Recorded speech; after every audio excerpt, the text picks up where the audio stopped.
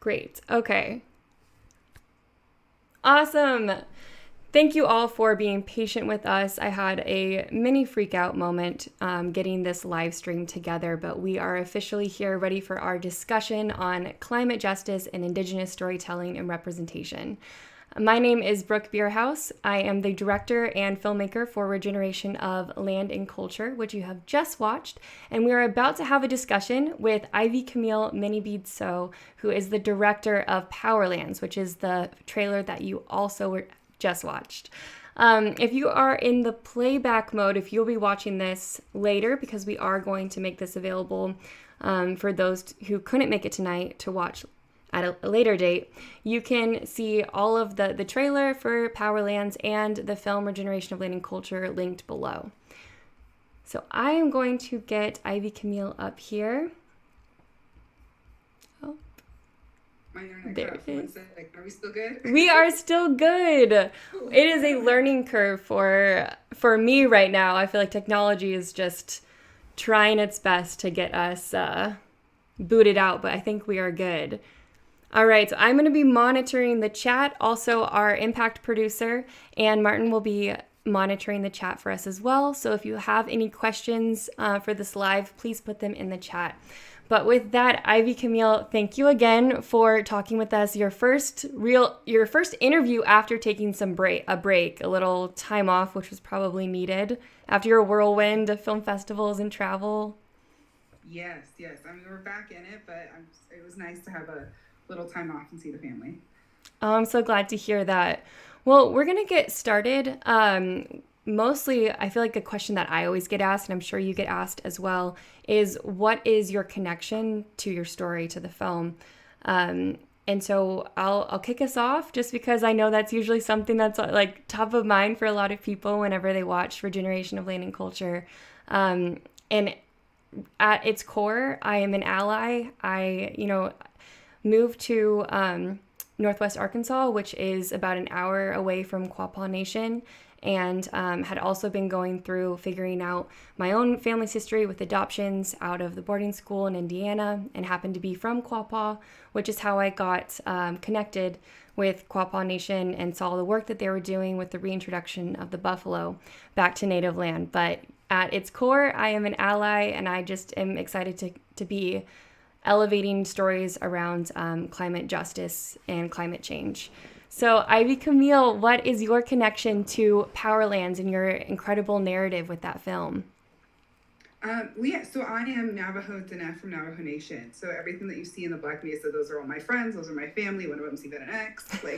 Love. Very to me. And then everywhere else, it was really about finding how the film started was Jordan, my producer, had just come back from Colombia, and he and I were meeting for the first time actually on Black Mesa. He was working on a different project, and we were talking about the similarities and differences between Colombia and Black Mesa, and we found that there were so many similarities that it was easier to list the differences, and the differences were the language, and they had monkeys, down to the clothes, the food. Even the same corporation was affecting both communities. Those were all the same, and that's really where it really got started.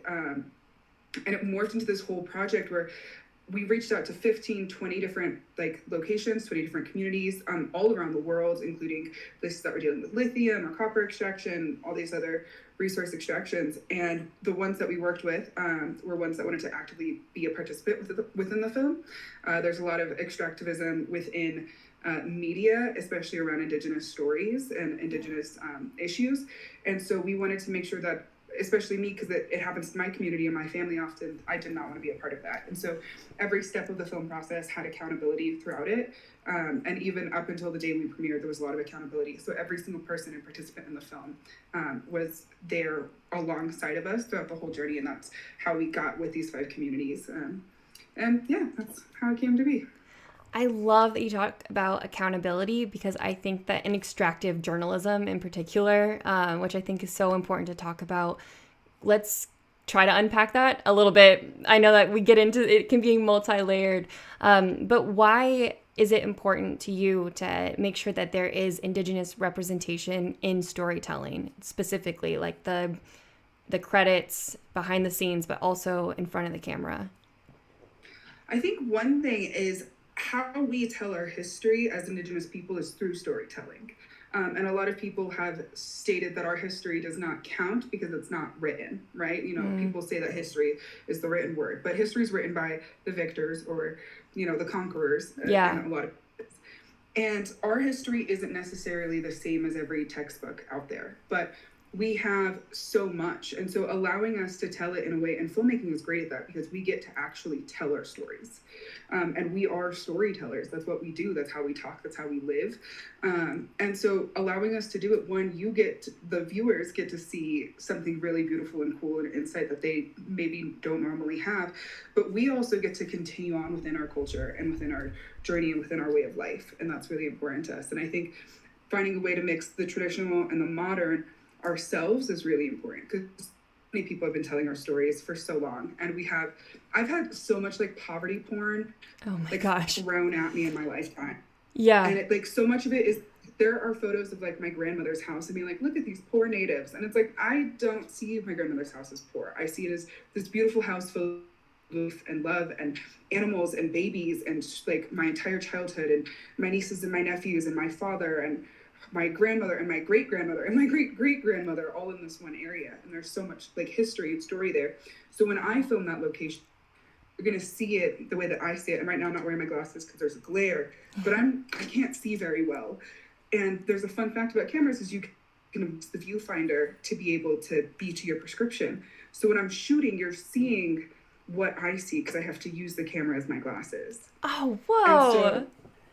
Yeah. That is so cool.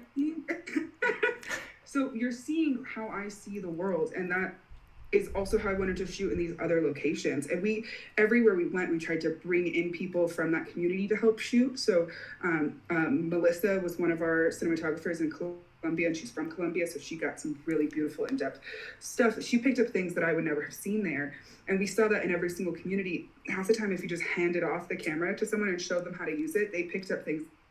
It was so beautiful. And that's something that I think I strive to do as a filmmaker myself, is make sure that when I'm going into a community, I'm also giving them the resources that I'm lucky to have, which is learning how to make film and having access to making film. So I love to always put the camera in their hands, teach them basic editing software, teach them basic things, show them how to use their smartphones to do this. Yeah. Because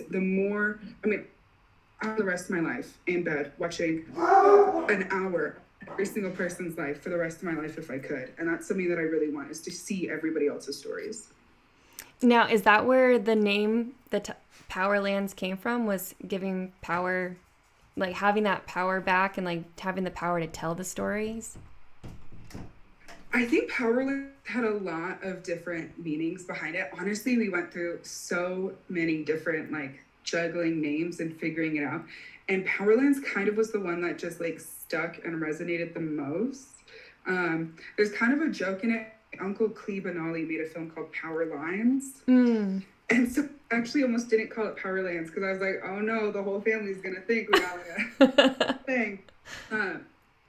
It's the one that stuck because it's about power extraction and resource extraction and how people use the earth for power, but also how there's so much power in the people who stay behind, the people who stay there, the people who, in the culture that's there. There's power in the food, there's power in all of it. And I think it's just a reminder that like you might be able to turn on a light switch because the extractive power resource that you get from the earth, but we would not have any of this without the power that the earth is itself. She is our mother, she is everything, she is life. And yeah. Absolutely. Oh my goodness. Okay, so for those who haven't had a chance to watch Powerlands, because I know you, first of all, it's an award-winning feature film, which is congratulations, because I love that. And how many film festivals have you screened at? I feel like it's been quite a lot. Can you put a number to it? Like, I have no idea. I think we're at like 6 or 7 awards. That's the number right now. Amazing. I think like maybe 6 or 7 countries as well. So that's where we're at. Okay, so how can people watch this film if they haven't had a chance to already? Yeah, so one, if you follow us on our website, powerlands.org, we try update with screenings and different things. You can follow me on Instagram. I'm not very good at it, but I try to talk about when I'm going somewhere. And then the third way is, and those are for all like in person. I try to go out to as lot of in-person screenings as possible to have discussions with people or do something like this. Yeah. So an in-person screening you get a little bit more with. And then there's also streaming access on Fuse Plus, FUSE Plus. And I think you could just look up Powerlands Fuse streaming and you should be able to find it. Yeah. Awesome. I see we have some questions in the chat, so I want to make sure I address those, and we can come back to talking a little bit more about Indigenous storytelling, but also climate justice as well. So we have a question wondering, I think this is for both of us. What do you hope people will take away from these films? So I'll let you start. What do you hope?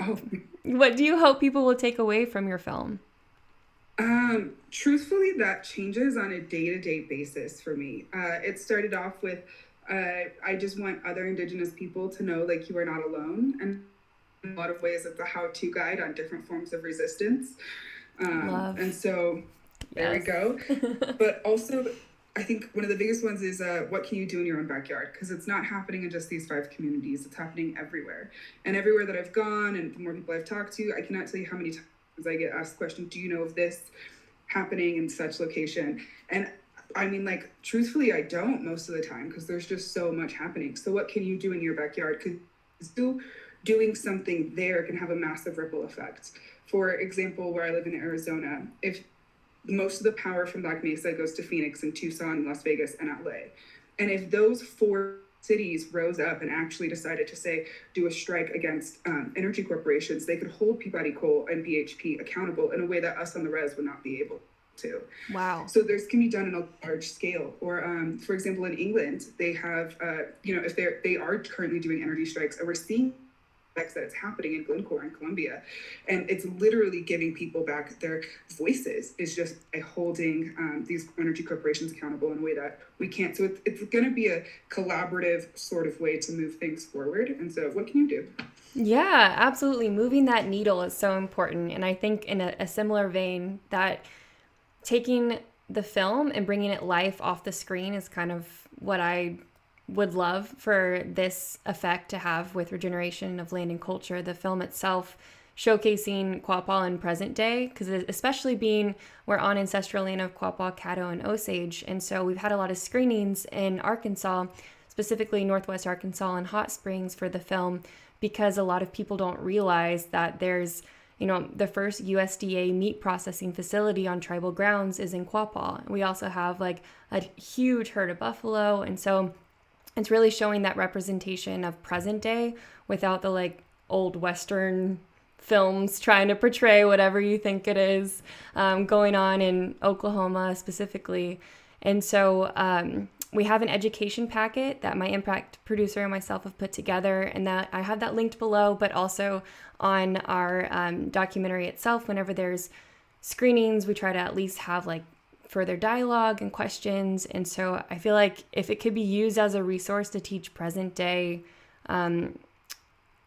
preservation really of like historical culture and context, but then also how it's being modernized and different tools, I feel like that would just be everything out of the film that I wanted it to be. Happy about that. I know we have another question too, so let me get to this one. What inspired you, or what was the impetus behind creating these films? So what was your catalyst? What really, like, I know we mentioned a little bit with your impact producer, or with Jordan being sort of like you both had a similar viewpoint, and then it started the film, but I'm assuming there was probably a catalyst further ahead of that. Well, I started making films when I was 9. I read that about you, which is amazing. Sorry, go ahead. My mom teaches journalism at Northern Arizona University. My uncle, he produced a documentary called Powerlands. And it started off as something that when my mom's a teacher and I just needed somewhere to go after school when she was like finishing up work. And so my uncle was doing a youth program called Out of Your Backpack Media, which is about putting at the time there was no running water or electricity on the res and there was no smartphones. So people did not have access to creating their own media. So the idea was to have a backpack with a solar panel, with a camera and a computer, with editing software, and then teach you all the tools on how to use it. And then so you could make media out of your backpack. And that's just how it started. It started with like short little videos. I kind of never really left it. I wound up going to film school, and then so I wouldn't say that there was one like catalyst moment for like this film. It was probably sitting and talking with Jordan, but even to get to that point, Jordan and our other producer Ava had been having conversation with somebody else. They wanted a short piece on this, and then they met me, and then this turned into a feature. So there was a lot of different moments that like made this film happen. It kind of in a lot. It's like there were times when it felt like it wasn't going to be done, but when we felt like we were going to give up, the world just kind of like opened up and made it possible. Like whenever we had like couldn't afford to pay for an editor, we'd have an editor who'd be like, hey, I'll edit it for you, but like you just pay me as soon as you get the funding, and like doing different stuff like that. And it was really like I think this film kind of like wanted to be told in a lot of ways, so I'm really lucky for that. But yeah, I wouldn't say that there was one catalyst. I think it was just like a lot of this. I can't really get out of this world. I love it too much, and also I'm blind, so the viewfinder that's how you see the world. It is your glasses, it's everything. I love that. I used to tell people that I saw my thoughts in film strips as opposed to like words or pictures, stuff like that. I don't know. What about you? I agree. I have that same experience, but for this one in particular, the catalyst was to learn. Really, truly, it was at first I was thinking, I want to learn a little bit more about Quapaw. I'm curious, just what is happening in current day, this new area that I was living in and being in Northwest Arkansas, but then also trying to find more about my late father's side, and most of the family on my father's side as well as himself have passed, and so I can't really ask them too many questions, and was just curious as to the adoption and where we came from and that side of it, because it felt very estranged. And so this film itself was almost like getting to, it sounds weird, but I told Chairman Bird this, I was like, talking with him and talking with a lot of the tribal elders felt like getting a chance to like talk to my grandfather's mother in a way, it was like, wow, it's so cool. And I didn't really let anyone know until a little bit later that was really the reason that I wanted to start this film. But it also was because I have a background in wildlife conservation, and I worked at the Smithsonian National Zoo, and they're, the bison, the buffalo are like their mascot pretty much for conservation. And so in my head, I was like, wow, I already have this knowledge of the buffalo themselves. Let's see more about their connection to the land and connection to our American history, as awful as majority of the genocide, like our American history and genocide is. Let's just also see where the resilience is and where that power comes back. So that was my catalyst, at least. Wow, that's amazing. Thanks. I appreciate that. It's been a journey, that's for sure, but happy to have the film out. I'm sure you know that feeling. It's like eyes and views and interactions with people. It's so special.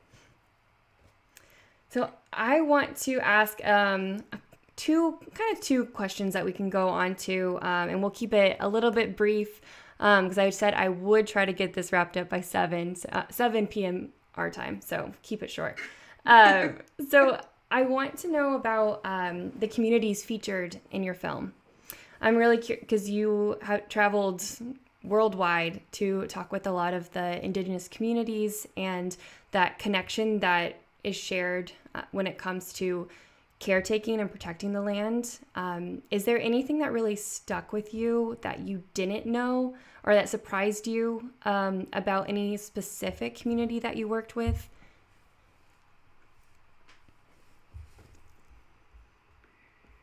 No, but I'm only saying that because I walked in expecting to not know anything. So I was not surprised because I had no expectations. But I mean, I learned so much, like the connections, the people, even being on tour afterwards. Like we just screened in Belgium, which is amazing. We've screened Wow. all over England. We've screened in Canada and Colombia. We're about to screen in Cuba. Like it's Nice. been really incredible to see the outpouring. But really, it's just that, and it's one thing that I'm not surprised by at all because I grew up in this world, is that it's literally happening everywhere. And I think one of the most surprising to me was actually seeing how many locations it's happening in like more urban areas, you know, like on the res or in Colombia, Philippines, it feels like there's very few people and it feels like there's nowhere. But you see happening with fracking up in northern England, which is going to cause like massive amounts of earthquakes and just going to affect like these whole communities that have tons of people. And in a bad way to say it, it's like it's tons of white people. Yeah. And that was probably more surprising to me than anything that happened on set. On set, I was just used to like the government atrocities, the amount of like police brutality and force that was used. Yeah, all of that I was used to. And I, being an Indigenous person, I knew that as Indigenous communities, we would be welcomed and fed. And like, as long as we gave respect, we would get respect. And they're all part of my family now. And I'm part of their family. And that's how it works within Indigenous spaces. Yeah. That's interesting. I love that because I'm curious if you've had now people who at film festivals, which is, I would say demographic is usually pretty white at film festivals. Have they had any, I guess, surprising, or they'll come up and say something that is like, wow, I had no idea about this, or just like any comments that you're sort of getting an idea of like, oh, wow, okay, I knew these things were happening, but a majority of the world had no idea to the extent. Is that happening at all? All the time. Yeah. All the time. There was this woman one time where she literally was like, oh, I saw this event on Facebook. I didn't even know what it was. I had no idea that any of this stuff is happening. I'm about to go home and just jump on Google. And I was like, you had no idea there was a climate crisis? And she was like, no. And I was like, oh, okay, cool. Well, you're welcome. Wow. Welcome to this world. Yeah. So that sometimes it's surprising like that. And then sometimes it's like, there was this boy that I met, he was studying school. He was like at school and he was like, oh, I live in northern Spain and we're having a lot of the same wind power issues happening in northern Spain that are happening in Oaxaca. It's the exact same thing because everyone thinks of like, you know, the larger Spanish cities, but they don't think about the northern Spanish cities. They're more rural, they're more indigenous. And I was like, oh, that genuinely shocked me in my mind because as like a European country, it's not something that I really like thought would be happening there in the same extent. But to be here, so that for me was a lot of one for as an awakening for me was to realize like it's not just happening in like poor and like brown communities. It's happening in poor white communities and even some wealthy white communities, which was very shocking to me. Yeah. But yeah, so I've also had really beautiful experiences with there was this other boy who came up at a screening and he is from Mindanao in the Philippines, from that island, and he's never been able to go home. His parents haven't been home in a long time. Like he lives somewhere else, and he came up and he was like, this is the first time I've been able to see, you know, my community that I'm from and what it looks like and film in this way. And I've never seen it before like this. So thank you. And that one just like, oh, you know, like Yeah. I'll carry with me for the rest of my life. It's such great impact. Yeah, people are so amazing and wonderful. We've had really great experiences being out on the road. I keep waiting for like someone to like, I don't know, throw eggs at us or something. No. It's been a really good response so far. Oh, I'm so happy to hear that. Yes, I was just so curious about that impact. And you're right. It's eye-opening for some. It's also like a cathartic for a lot. And so that's such a great testament to the film itself.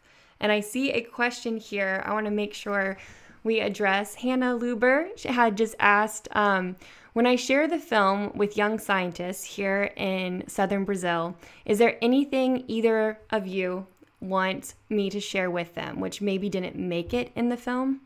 Because she'd like to use it as part of her curriculum. Oh, awesome. Well, great. You can reach out to us through the website too. Also. Good. Thank you for that question, Hannah. I know that there's a bunch of stuff happening in Brazil. I don't even know everything happening in Brazil, but I know about the flooding. I know about the mining. I know about like just barely like tip of the surface. So I think really just pushing the message, like, you are not alone. You doing something there in Brazil is gonna, the whole world is watching right now. We are all standing with you, and we support you in what you're doing and all of the work. And I think all these other communities do. And in the same way that, we went to these communities, reach out to us, maybe we can hook you up with other people. Let's build this like global network. That's what we need, is the, transcontinental connection that we're in a day and age that we're lucky to like have access to. And let's use it. Yes. Oh, I love that. And Hannah, for the film Regeneration of Land and Culture, I would love for your young scientists to think about different perspectives, especially with Native experts, and not just this being ancestral knowledge or something that like Quapaw is doing, but the fact that they are experts and scientists that are working within their own communities. And I think that's really important too.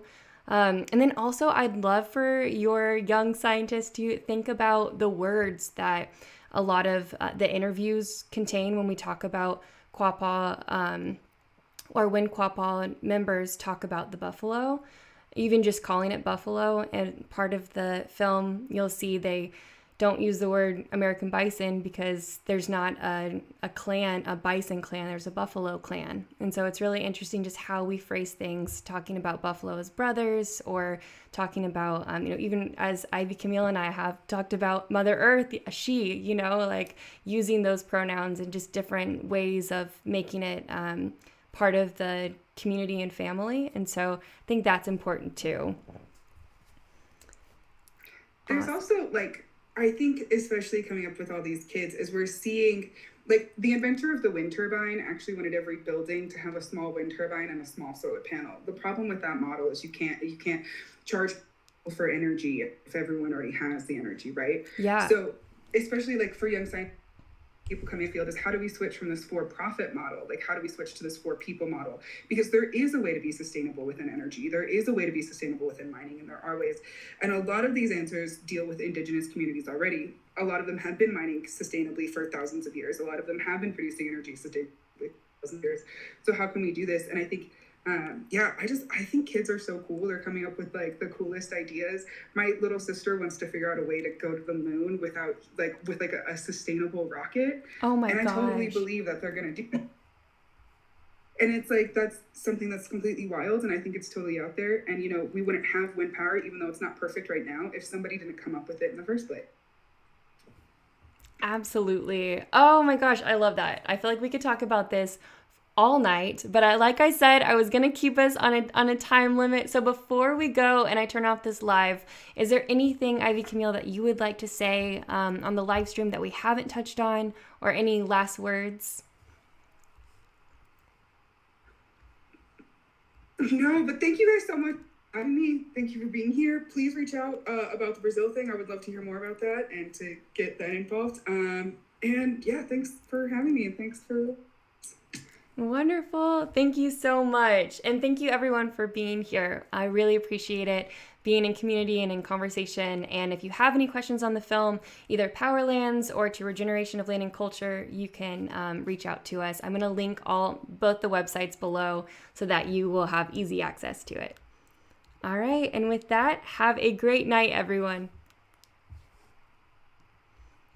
Thanks.